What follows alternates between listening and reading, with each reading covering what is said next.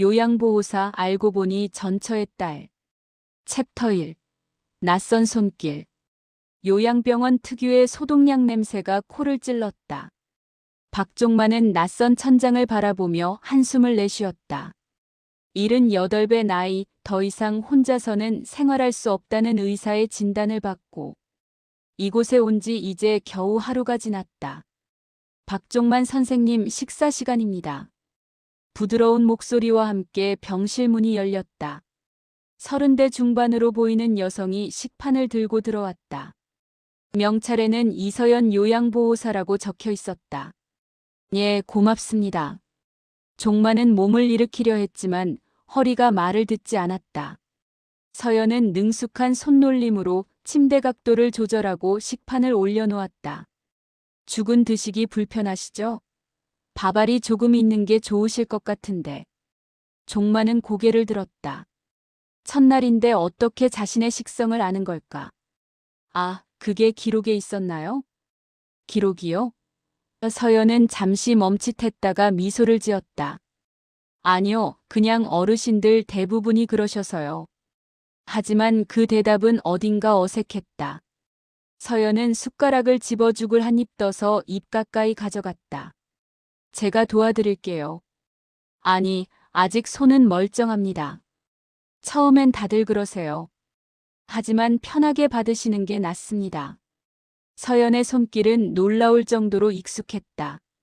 마치 오래전부터 그를 돌봐온 사람처럼 자연스러웠다. 식사 속도를 조절하고 물을 마실 타이밍을 정확히 알고 있었다. 선생님, 약 드실 시간입니다. 식후 30분에 혈압약 드셔야 하시니까 제가 나중에 다시 올게요. 종만은 멈칫했다. 혈압약을 식후 30분에 먹어야 한다는 걸 강조한 건 아들뿐이었다. 차트에는 그저 하루 한 번 복용이라고만 적혀 있을 텐데. 어떻게 그걸? 네. 서연이 고개를 갸웃했다. 아니, 아닙니다. 고맙습니다. 서연이 나간 후 종만은 창밖을 바라보았다.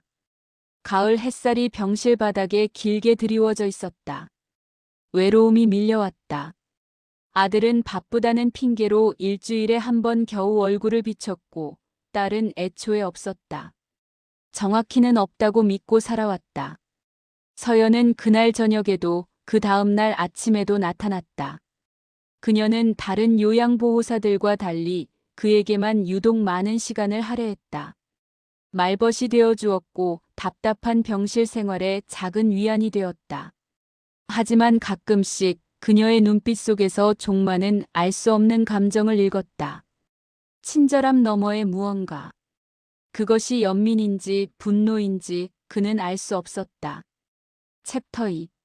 기억을 부르는 이름. 일주일이 지났다. 종만은 서연과의 일상에 조금씩 익숙해져 갔다. 그녀는 매일 같은 시간에 나타나 식사를 돕고 약을 챙기고 간단한 재활운동을 도왔다. 어느 날 오후 서연은 평소처럼 혈압을 재고 있었다. 계측기가 팔뚝을 조이는 동안 그녀는 무심한 듯 물었다. 선생님, 최말순이라는 이름 기억나세요?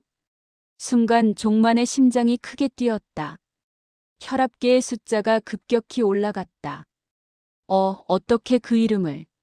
서연은 침착하게 계측기를 풀었다. 혈압이 많이 오르셨네요. 혹시 놀라셨나요? 그 이름을 어떻게 아십니까? 종만의 목소리는 떨렸다. 최말순. 40년 전 그가 버리고 떠난 여자. 아니, 정확히는 도망친 여자의 이름이었다. 차트에 있었어요. 과거 보호자 기록에. 그럴 리가. 그 사람은 보호자로 등록된 적이 없습니다. 서연은 고개를 갸웃하며 말했다. 그래요? 제가 잘못 봤나 봐요. 죄송해요, 선생님.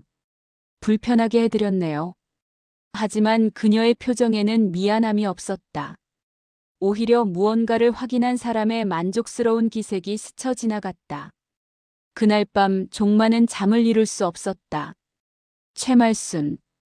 그 이름은 그가 평생 지우려 애썼던 과거였다. 27살 공장 노동자였던 그는 20살의 말순을 만났다. 가난했지만 행복했던 시절. 그러나 임신 소식과 함께 모든 것이 변했다. 아이는 딸이었다. 종만의 어머니는 아들을 원했고 딸아이가 태어나자 집안은 냉랭해졌다. 말순은 산후조리도 제대로 못한 채 아이를 안고 좁은 단칸방에서 견뎌야 했다. 그리고 어느 날 종만은 선택했다. 가족을 버리고 서울로 올라갔다. 새로운 일자리, 새로운 여자, 새로운 인생. 말순에게는 이혼 서류만 보냈고 답장은 받지 않았다. 아이의 호적은 정리했다. 마치 처음부터 없었던 것처럼. 다음 날 아침 서연이 다시 나타났을 때 종만은 그녀를 유심히 관찰했다. 34살. 말순과 헤어진 게 40년 전이니 만약 그때 딸이 살아있다면 지금쯤 39이나 40살이 되었을 것이다. 나이가 맞지 않았다. 오늘 컨디션은 어떠세요? 서연 씨, 고향이 어디신가요? 서연의 손이 잠깐 멈췄다. 대구요. 왜 그러세요? 아니, 그냥 말투가 서울 사람 같지 않아서요. 아, 어릴 때 올라왔어요. 엄마 손에 이끌려서. 엄마. 그 단어가 종만의 귓가에 맴돌았다. 챕터 3. 사라진 가족의 기록. 며칠 후 종만이 오후 낮잠을 자는 동안 서연은 병실 정리를 하고 있었다. 침대 옆 서랍을 열었을 때 오래된 사진 한 장이 눈에 띄었다. 흑백 사진이었다. 젊은 남자가 여자를 안고 서 있고 여자의 품에는 갓난아기가 안겨 있었다. 사진 뒷면에는 희미한 글씨로 1985년 5월이라고 적혀 있었다. 서연의 손이 떨렸다. 이 사진 속 아기가 자신일까? 엄마가 죽기 전 마지막으로 남긴 말이 떠올랐다. 내 아버지는 우리를 버렸단다. 하지만 언젠가 너는 그 사람을 만나게 될 거야. 뭘 보고 계십니까? 종만이 잠에서 깨어 물었다. 서연은 재빨리 사진을 서랍에 넣었다. 아, 정리하다가 사진이 있길래요. 가족 사진이신가요? 종만은 침묵했다. 그 사진의 존재조차 잊고 살았다. 어떻게 지갑 속에 넣어뒀던 게 여기까지 온 건지 기억나지 않았다. 옛날 사진입니다. 별것 아닙니다. 이야기. 귀엽네요. 지금은 어디 계세요? 종만의 얼굴이 굳었다. 모릅니다. 연락이 끊긴 지 오래됐습니다. 따님이신가요? 대답 대신 종만은 고개를 돌렸다. 서연은 더 이상 묻지 않았지만 그녀의 눈빛은 차가웠다. 그날 저녁 서연은 병원 휴게실에서 낡은 다이어리를 꺼냈다. 엄마의 유품이었다. 페이지를 넘기자 엄마의 삐뚤삐뚤한 글씨가 나타났다. 서연아, 내가 이 글을 읽을 때쯤이면 엄마는 없을 거야. 미안하다. 내게 아버지를 만나게 해주지 못해서. 박종만. 그 사람 이름이야. 내 아버지는 우리가 가난하다는 이유로, 내가 아들이 아니라는 이유로 우리를 버렸어. 하지만 엄마는 원망하지 않기로 했어. 다만 내가 알 권리는 있다고 생각해. 내가 선택해. 용서할지 잊을지 아니면. 그 뒤에 글씨는 물에 번져 읽을 수 없었다. 아마 엄마가 울면서 쓴 것이리라. 서연은 다이어리를 닫았다. 복수. 그것이 그녀가 선택한 길이었다. 요양보호사 자격증을 땄고 아버지가 입원할 병원을 알아냈고 그곳에 취직했다. 모든 것이 계획대로였다. 챕터 4. 완벽한 돌봄. 시간이 흐를수록 종만의 상태는 악화되었다. 치매 초기 진단이 내려졌고 기억은 점점 흐려져 갔다. 어제 먹은 식사를 기억하지 못하고 같은 이야기를 반복했다. 하지만 서연의 돌봄은 더욱 완벽해졌다. 그녀는 종만의 모든 습관을 파악했고 의사보다 더 정확히 그의 상태를 관리했다. 약 복용 시간, 혈압 변화, 수면 패턴까지. 서연 씨는 정말 대단하시네요. 담당 간호사가 말했다. 박종만 선생님이 이렇게 안정적인 건 서연 씨 덕분이에요. 서연은 미소를 지었다. 제 일이니까요. 하지만 그녀의 관심사는 점점 다른 곳으로 향했다. 어느 날 오후 서연은 종만의 침대 옆에 앉아 조심스럽게 물었다. 선생님, 자녀분은 몇 명이세요? 아들 하나 있습니다. 딸은요? 없습니다. 종만의 대답은 너무나 단호했다. 마치 처음부터 딸 같은 건 존재하지 않았던 것처럼. 서연은 가슴속에서 무언가가 타오르는 걸 느꼈지만 표정을 관리했다. 재산은 어떻게 정리하실 생각이세요? 종만은 이상하다는 생각이 들었다. 요양보호사가 왜 이런 걸 묻는 걸까? 왜 그런 걸 물으십니까? 아, 죄송해요. 그냥 어르신들이 걱정을 많이 하셔서요. 유언장 같은 거 준비하셨나 해서요. 아직 그 정도는 아닙니다. 아들이 다 알아서 할 겁니다. 서연은 고개를 끄덕였지만 내심 비웃었다. 일주일에 한 번도 제대로 오지 않는 아들이 무엇을 알아서 한다는 건지. 며칠 후 서연은 더 직접적으로 물었다. 선생님, 은행 통장은 어디에 보관하세요? 혹시 필요한 일이 있을 때를 대비해서요. 집에 있습니다. 아들이 관리하고 있어요.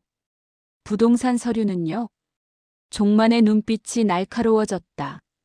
서연 씨, 왜 자꾸 그런 걸 묻습니까? 아, 죄송해요. 제가 너무 나갔네요. 서연은 재빨리 화제를 돌렸다. 하지만 그날 이후로 종만은 서연을 대할 때 미묘한 경계심을 갖게 되었다. 어느 날 밤 종만은 혼자 침대에 누워 천장을 바라보았다. 서연의 친절이 진심인지 아니면 무언가 숨겨진 의도가 있는지 알 수 없었다. 치매 진단을 받은 후로 자신의 판단력조차 믿을 수 없었다. 그는 서랍에서 오래된 수첩을 꺼냈다. 거기에는 그의 재산 목록이 대략적으로 적혀 있었다. 아파트 한 채, 예금 몇 천만 원, 그리고 작은 상가 건물. 평생 모은 재산이었다. 이것을 아들에게 물려주면 된다고 생각했다. 하지만 이상하게도 최근 들어 그 선택이 옳은지 의심이 들었다. 종만은 불안해지기 시작했다. 서연의 친절 뒤에 무언가 다른 의도가 있는 것 같았다. 하지만 치매로 인해 판단력이 흐려진 그는 확신할 수 없었다. 그리고 무엇보다 외로웠다. 서연이 유일하게 자신에게 관심을 보이는 사람이었기에 그녀를 의심하고 싶지 않았다. 챕터 5. 방문객 없는 병실. 어느 목요일 오후 종만의 아들 박현수가 병문안을 왔다. 40대 중반의 현수는 바쁜 사람처럼 서둘러 병실에 들어섰다. 아버지, 어떻게 지내세요? 오, 현수야. 잘 지낸다. 하지만 대화가 시작되기도 전에 서연이 병실에 들어왔다. 아, 보호자분이시군요. 안녕하세요. 안녕하세요. 아들입니다. 서연은 차트를 확인하는 척하며 말했다. 선생님, 오늘 컨디션이 별로 안 좋으셔서요. 혈압이 좀 높으세요. 너무 오래 대화하시면 안 될 것 같아요. 현수는 당황했다. 그래요? 아버지 괜찮으세요? 나는 괜찮은데. 선생님, 아까 어지럽다고 하셨잖아요. 종만은 고개를 갸웃했다. 그런 말을 한 기억이 없었지만 요즘 기억이 워낙 가물가물해서 자신이 없었다. 아, 그랬나? 현수는 시계를 보았다. 그럼 오늘은 일찍 가볼게요, 아버지. 푹 쉬세요. 벌써 가니? 다음 주에 다시 올게요. 현수가 나간 후 서연은 종만에게 물었다. 아드님이 자주 오세요? 일주일에 한 번 정도. 바쁘신가 봐요. 서연의 목소리에는 비꼬는 듯한 뉘앙스가 있었다. 그 후로 현수의 방문은 점점 줄어들었다. 올 때마다 서연이 나타나 종만의 컨디션이 안 좋다고 말했고 현수는 짧게 인사만 하고 돌아갔다. 어느 날 종만은 아들이 다녀간 기억조차 없다고 말했다. 어제 현수가 왔었나? 네, 선생님. 오셨었어요. 그랬나? 기억이 안 나네. 서연은 미소를 지었다. 계획대로였다. 아버지를 고립시키는 것. 그래야 자신만 의지하게 만들 수 있었다. 챕터 6. 계약서의 진실. 어느 날 병원 행정실에서 연락이 왔다.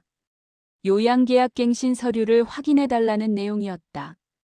종만은 서류를 받아보았고 그곳에서 이상한 점을 발견했다. 보호자란에 적힌 이름. 이서연 본명 최서연. 최씨. 그 성이 그를 얼어붙게 만들었다. 최말순. 전처의 성이었다. 서연씨. 종만은 떨리는 목소리로 그녀를 불렀다. 네, 선생님. 당신 본명이 최서연입니까? 서연은 잠시 침묵했다. 그리고 천천히 고개를 끄덕였다. 네. 최말순과 관계가 있습니까? 있죠. 서연의 목소리는 차가웠다. 제 어머니니까요. 순간 병실의 공기가 얼어붙었다. 종만은 입을 열었지만 말이 나오지 않았다. 그럼 당신은? 네. 당신이 버린 아내의 딸입니다. 당신의 딸이죠. 종만의 머릿속이 하얘졌다. 딸이 아이를 낳았다는 것. 그 아이가 자라서 지금 눈앞에 있다는 것. 내 어머니는 어떻게 됐니? 궁금하세요? 이제 와서? 서연의 눈에 눈물이 고였다. 엄마는 5년 전에 돌아가셨어요. 평생 청소일 식당 일하면서 저 혼자 키우시다가 병원비도 제대로 못 내고 돌아가셨죠. 미안하다. 미안하다고요? 서연은 비웃었다. 그 말이 뭐가 되나요? 당신은 우리를 버리고 편하게 사셨잖아요. 재혼하고 아들 낳고 재산 모으고. 나는. 변명하지 마세요. 저는 우연히 여기 온 게 아니에요. 당신을 찾았고 여기 취직했고 당신을 돌보기로 한 거예요. 종만은 숨이 막혔다. 왜? 왜 이런 짓을? 복수예요. 하지만 당신이 생각하는 것과는 좀 다른 복수죠. 챕터 7. 복수의 고백. 그날 밤 서연은 종만의 병실에 홀로 앉아 있었다. 불을 끄고 어둠 속에서 그녀는 조용히 말했다. 아버지라고 부르고 싶진 않아요. 당신은 그럴 자격이 없으니까. 종만은 대답하지 못했다. 엄마가 돌아가시기 전에 말씀하셨어요. 당신을 원망하지 말라고. 하지만 전 원망했어요. 왜 우릴 버렸는지, 왜 한 번도 찾지 않았는지. 서연은 창밖을 바라보았다. 가로등 불빛이 희미하게 병실을 비추고 있었다. 제가 어렸을 때 기억나는 게 있어요. 학교에서 아버지 직업을 써오라는 숙제가 있었어요. 다른 애들은 회사원, 공무원, 의사라고 썼는데 전 쓸 수가 없었죠. 선생님한테 아버지가 안 계신다고 했더니 선생님이 그러더라고요. 그럼 돌아가셨냐고. 전 거짓말을 했어요. 네, 돌아가셨어요라고. 종만의 눈에서 눈물이 흘렀다. 엄마는 그날 제가 거짓말한 걸 아셨어요. 그리고 방에서 혼자 우셨죠. 저는 문 밖에서 엄마 우는 소리를 들으면서 생각했어요. 내가 뭘 잘못했을까? 왜 우린 이렇게 살아야 할까? 미안하다. 정말 미안하다. 미안하다는 말로는 부족해요. 서연은 가방에서 낡은 편지 한 통을 꺼냈다. 이거 읽어보세요. 엄마가 당신한테 보내려고 쓴 편지예요. 결국 보내지는 못했지만 종만은 떨리는 손으로 편지를 받았다. 누렇게 바랜 편지지에는 말순의 글씨가 적혀 있었다. 종만 씨, 당신이 떠난 지 10년이 지났습니다. 저는 당신을 용서했습니다. 하지만 우리 딸 서연이는 당신을 모릅니다. 아빠 얼굴도 이름도 모릅니다. 가끔 친구들이 아빠 이야기를 할 때 이 아이가 얼마나 외로워하는지 당신은 아십니까? 저는 이 아이에게 당신 이야기를 하지 않습니다. 미워하지 않았으면 해서입니다. 하지만 가끔 생각합니다. 당신도 후회할 때가 있을까? 우리를 떠올릴 때가 있을까? 이 편지를 보낼 용기는 없습니다. 다만 적어둡니다. 언젠가 서연이가 알게 될까봐. 편지를 다 읽은 종마는 울음을 터뜨렸다.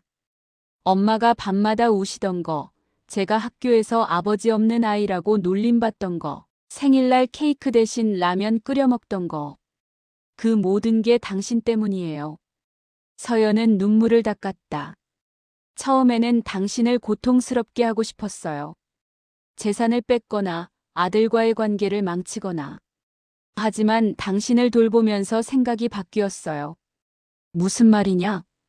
당신은 이미 벌을 받고 있더라고요. 혼자 늙어가면서 기억을 잃어가면서 아무도 진심으로 돌봐주는 사람 없이. 아들은 의무감으로 오고 당신은 외롭고. 종마는 고개를 떨궜다. 그래서 저는 결정했어요. 당신을 끝까지 돌보겠다고. 하지만 그건 사랑 때문이 아니에요.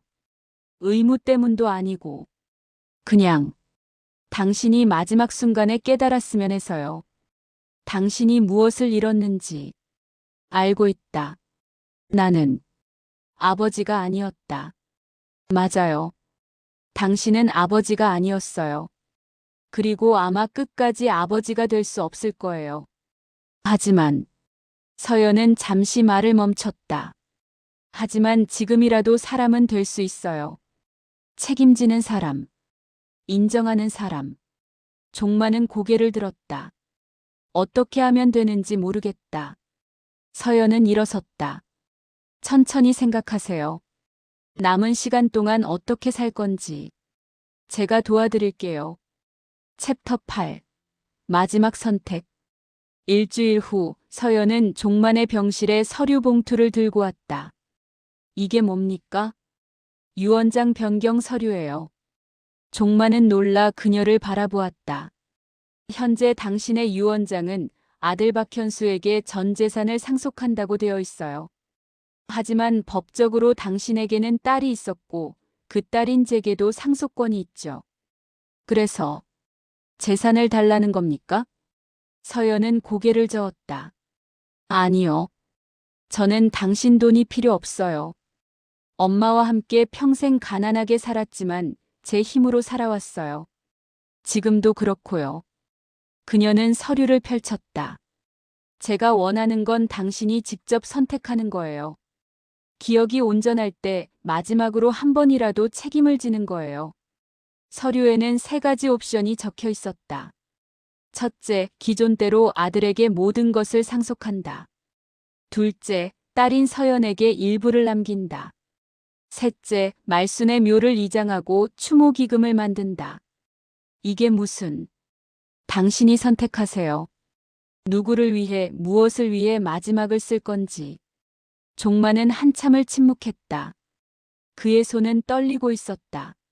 내가 어떻게 선택해야 할지 모르겠습니다. 그럼 제가 도와드릴게요. 서연은 의자를 당겨 앉았다.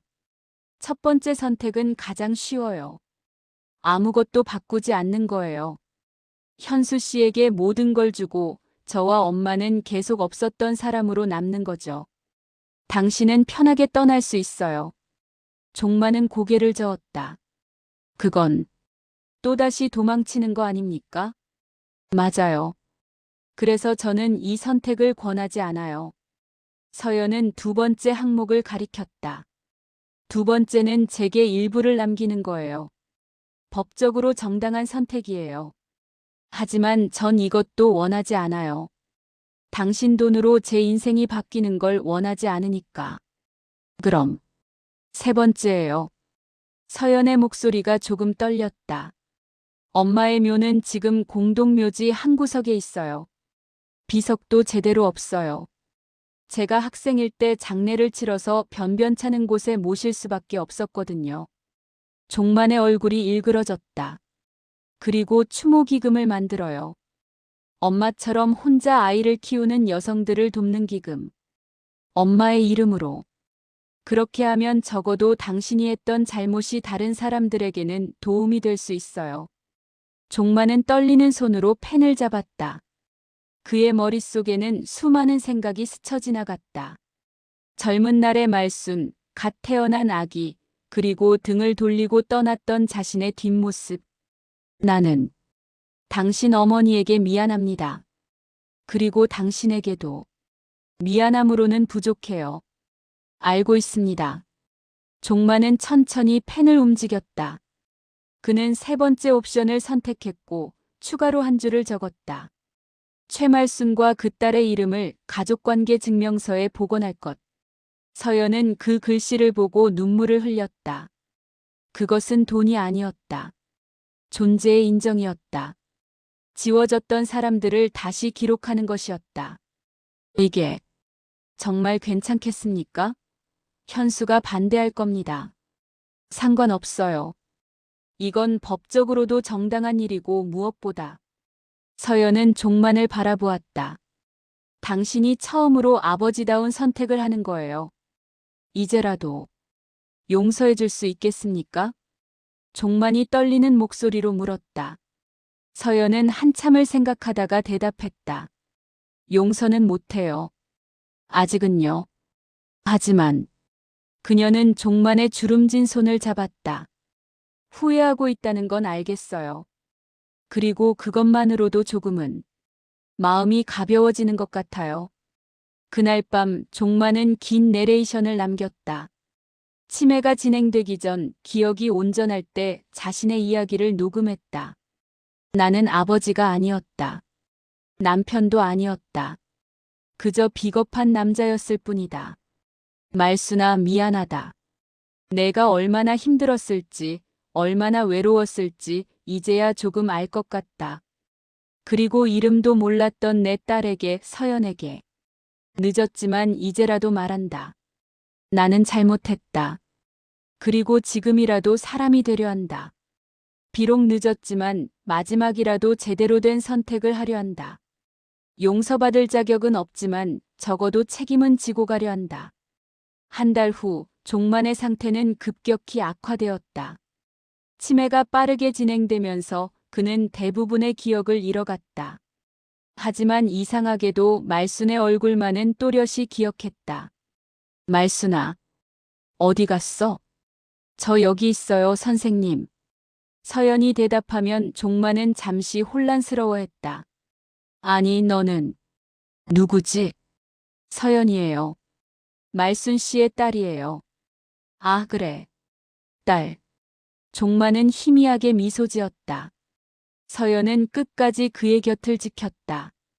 미움과 연민 사이 어딘가에서 그녀는 자신만의 평화를 찾아가고 있었다. 복수는 완성되었지만 그것은 그녀가 처음 계획했던 것과는 다른 형태였다. 종만이 마지막 숨을 거두기 전 그는 희미한 의식 속에서 중얼거렸다. 말순아, 미안하다. 서연아, 고맙다. 서연은 그의 손을 잡고 조용히 대답했다. 이제 쉬세요. 엄마가 있는 곳에서. 그리고 이번엔 도망가지 마세요. 그렇게 한 남자의 긴 빚이 끝났다. 완전한 용서도 완전한 화해도 아니었다. 하지만 적어도 인정과 책임은 남았다. 그리고 그것만으로도 어쩌면 충분했다. 석 달 후 최말순의 묘는 조용한 공원 묘지로 이장되었다. 새로운 비석에는 이렇게 적혀 있었다.